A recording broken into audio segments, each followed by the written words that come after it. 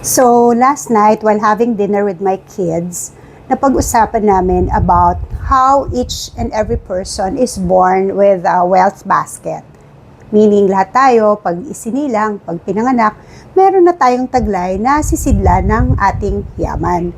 At magtataka ka, mayroong mga tao na ang bilis, biglang ang dami-dami nilang pera at a very, very young age at ang bilis lumago ng kayamanan nila. Pero, all of a sudden, nawawala din. They lose everything. So, mapapaisip ka, bakit ganun? There's a train of thought na ang ating money basket ay fixed pag pinanganak ka at nalalagyan mo ng laman. At pag masyadong madami agad ang laman at hindi na nakakayanan, sumasabog siya o nawawasak and nawawala lahat ng laman. Paano mo palalakihin ang iyong money basket? The spiritual belief is every time you know how to give back, how to share, how to be kind, how to be compassionate, how to help those who are in more need, lumalaki na lumalaki yung money basket mo. Nag-grow siya na nag-grow. Kaya kahit gaano karami ang ilaman, nakakaya niyang i-contain. What is it teaching us? We need to be charitable, we need to be compassionate, we need to learn how to give back and how to share to those who are less fortunate than us. And those are the lessons I want my children to learn.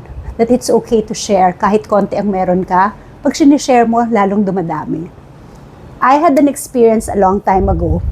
I only had 200 people in my wallet. 200 people, ano ba yun?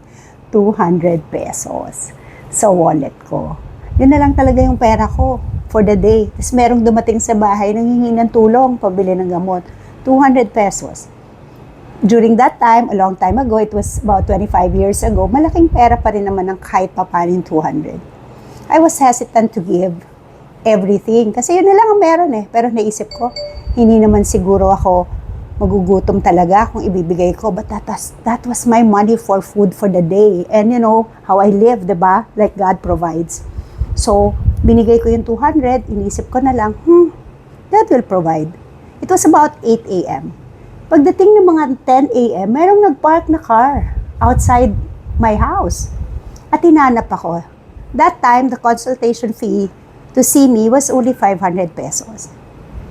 At nagulat ako kasi hindi ko sila kilala. They told me they were referred by someone and they were from the US and they really wanted to see me to consult. And there were 4 people. So 4 people, 2,000 pesos. So that day, after giving away 200 pesos earlier that morning, I made 2,000 pesos. Ang galing, di ba? Hindi ko naman yun ginawa na iniisip ko na, Lord, ibabalik mo. But deep down inside, I know God will provide. And He did provide. The 200 pesos became 2,000 pesos. And I have lived on that principle for a very long time now. I'm always very open to sharing whatever I can, pag kaya ko. At iniisip ko parate, God has always been on time. He's always very generous. He's always very kind. So, yun ang aking prinsipyo na tinuturo ko sa aking mga anak. Sana may natutunan kayo sa maiksing pag-share na to. Masayang buhay. Namaste.